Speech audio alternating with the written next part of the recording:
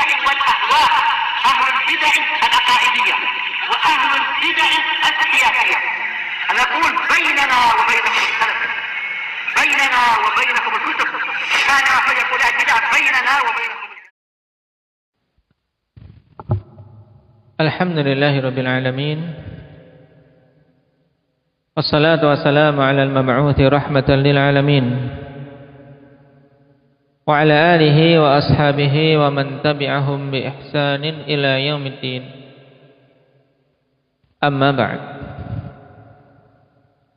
Ikhwanil kiram rahimani wa rahimakumullah. Pertemuan terakhir berhubungan dengan salah seorang khalifah Al-Umawi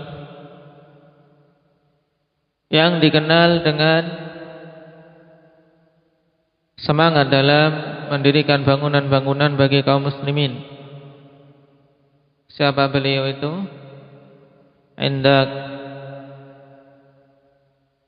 Abdurrahman.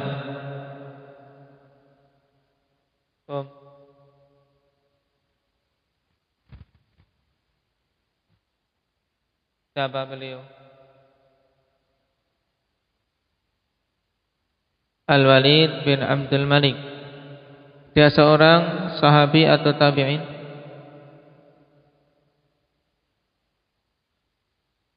Seorang tabi'in.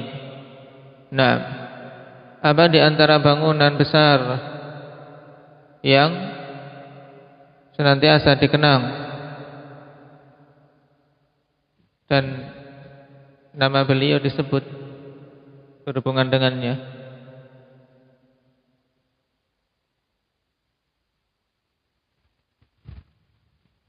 Aba Nabil. Di antara peninggalan beliau apa? Karena beliau meninggalkan peninggalan yang banyak bagi kaum muslimin. Selain dibukanya negeri-negeri kufar dikuasai oleh kaum muslimin, juga bangunan-bangunan Mekah. Aba Nabil.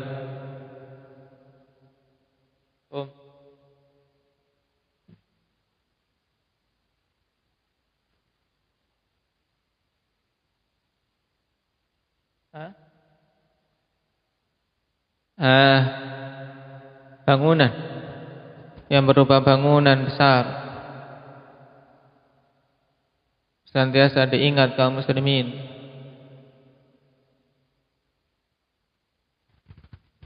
Sebagian menyayangkan itu.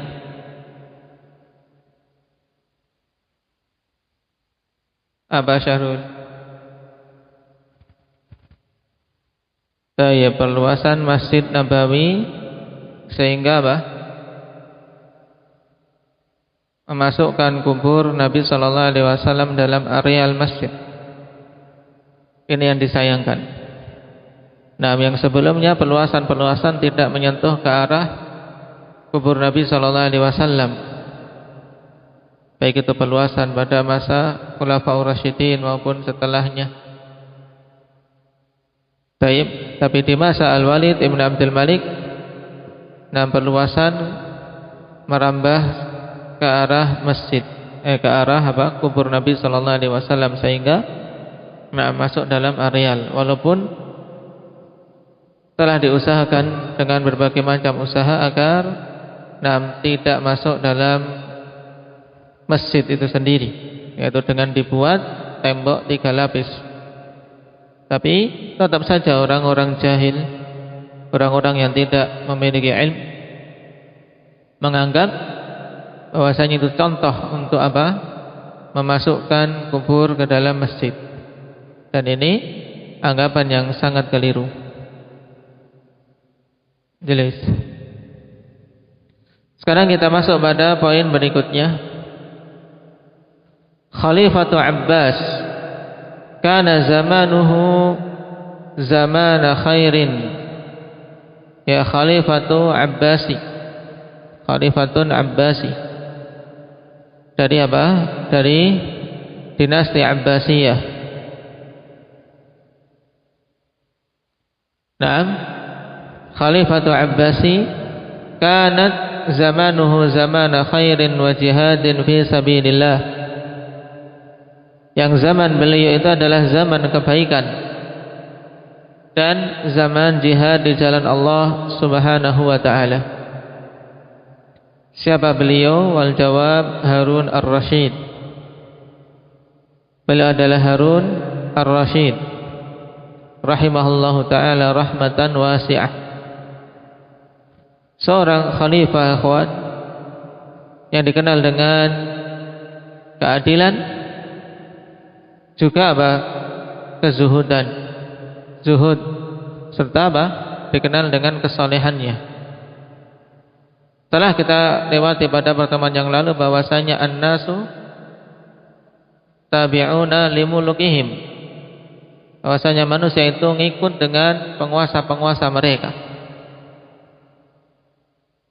Dan di zaman Al-Walid bin Abdul Malik, tatkala khalifah atau pemimpinnya yang menjadi semangat utama dalam pembangunan-pembangunan, manusia saling bertanya satu sama lain apa yang telah dia bangun.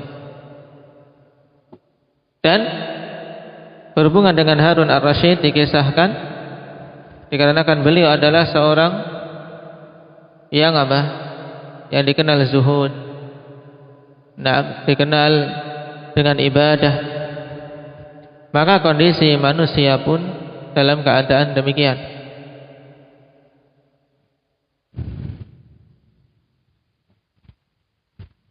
Adapun nama beliau ikhwani fillah huwa Harun ibnul Mahdi Muhammad ibnul Mansur Abi Ja'far.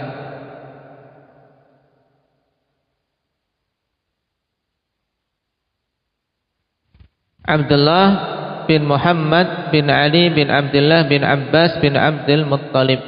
Makanya dikenal dengan apa? Abbasi, karena apa? Keturunan dari Abbas bin Abdul Muttalib. Al-Qurashi Al-Hashimi. Kalau mau disebutkan namanya tok berarti Harun ibnu Muhammad ibni Abi Ja'far ibni Muhammad bin Ali bin Abdullah bin Abbas bin Abdul Muttalib.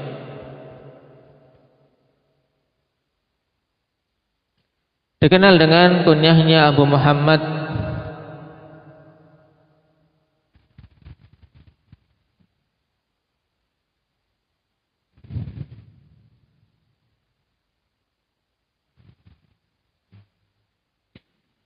Dan kelahirannya pada tahun 146. Dikhilafkan tentang tahun lahirnya, ada yang mengatakan 146, ada 147, ada yang mengatakan 148.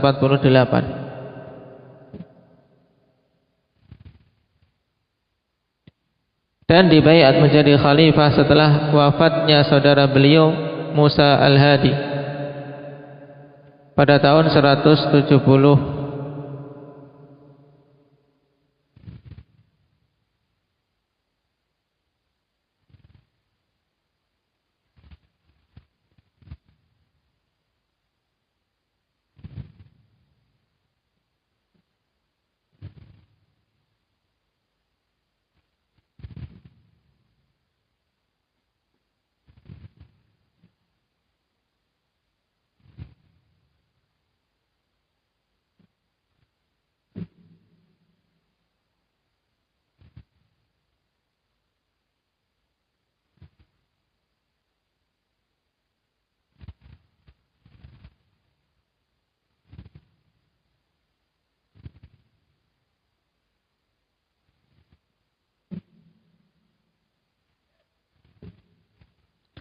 Dan pada masa pemerintahan beliau, sebagaimana dalam pertanyaan, zaman itu bihamdillah azza wa jal dipenuhi dengan kebaikan. Kaum muslimin dalam kondisi yang sangat baik. Nah, karena dipimpin oleh seorang khalifah yang adil.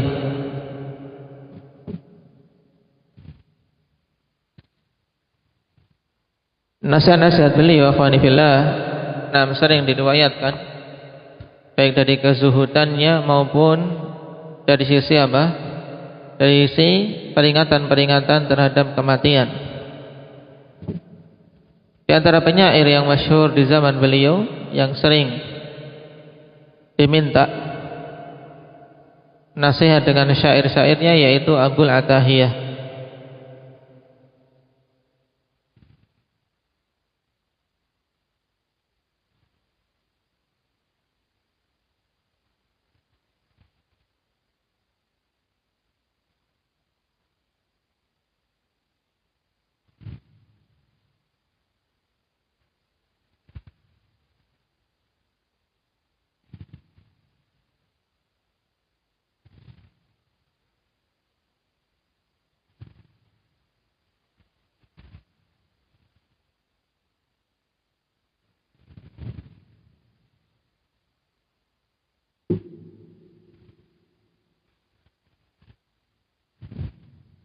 Di antara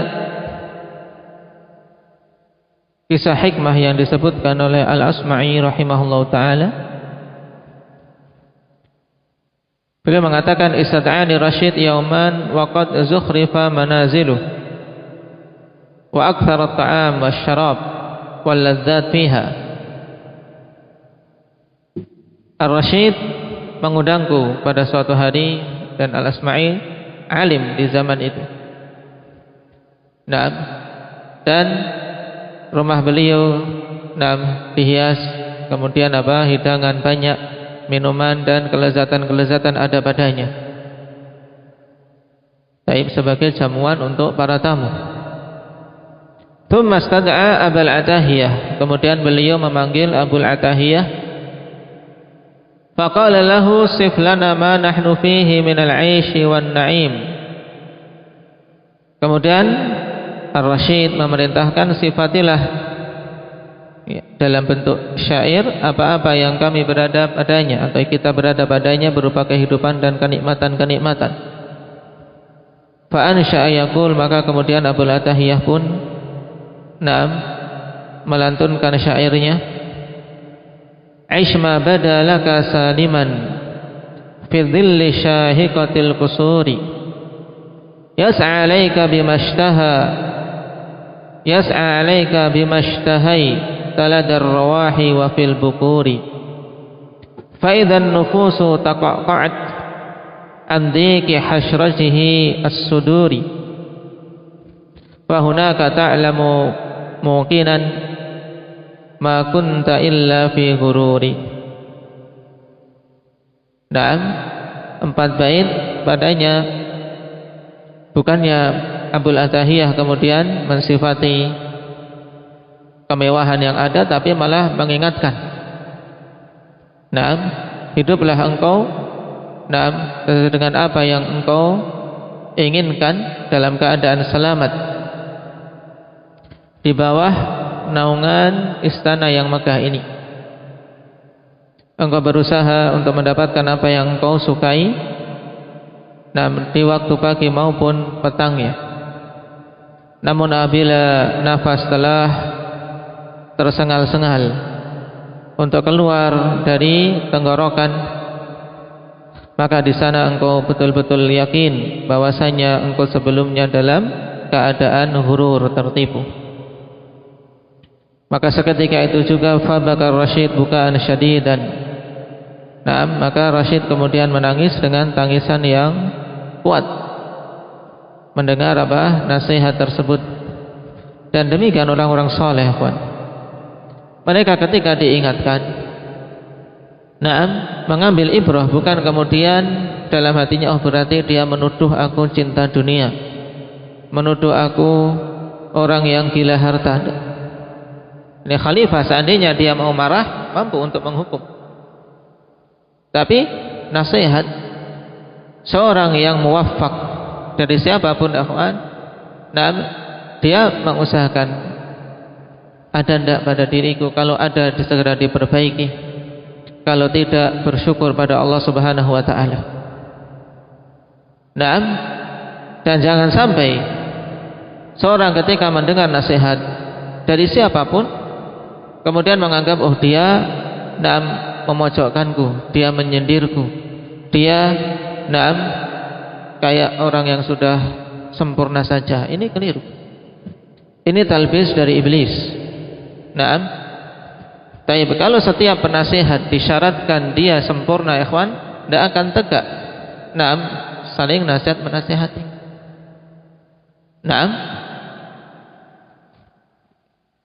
Dan muslim itu kayyisun fatin, dia senantiasa seorang yang cerdas, seorang yang tanggap dengan dirinya.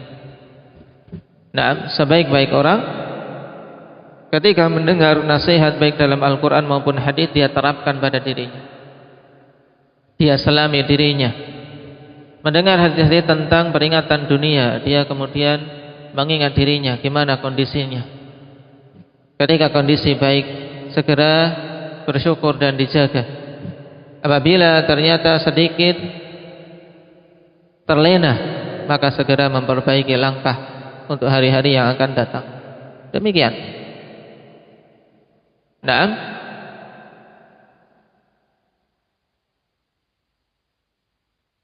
Kemudian ditegur, faqala al-Fadl ibn Yahya, da'aka Amirul Mukminin litusirrahu fa ahzantahu. Amirul Mukminin mengundangmu agar engkau menimbulkan kegembiraan kepada beliau, tapi malah engkau menjadikan dia sedih. Faqala lahu Rasyid, da'hu fa innahu ra'ana fi 'ama fa kariha an yazidana 'ama.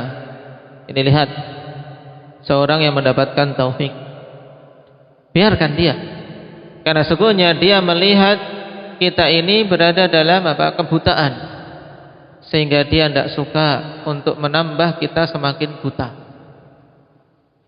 Dan inilah sebaik-baik penasihat. Melihat sesuatu yang kurang, kemudian ditegur, bukan dibiarkan. Walaupun mungkin di awal teguran terkadang seseorang merasa tidak senang, tapi coba direnungkan kembali, diingat, dirasapi. Untuk apa? Untuk kebaikan.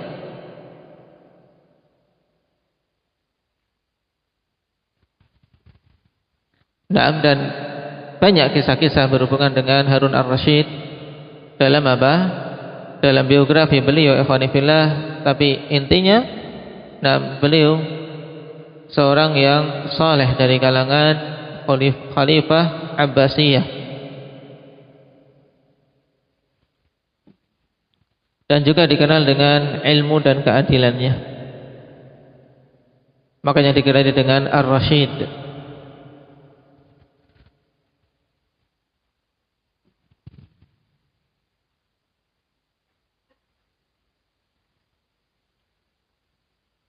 Baik. Barakallahu fikum, nas'alullah at-taufiq.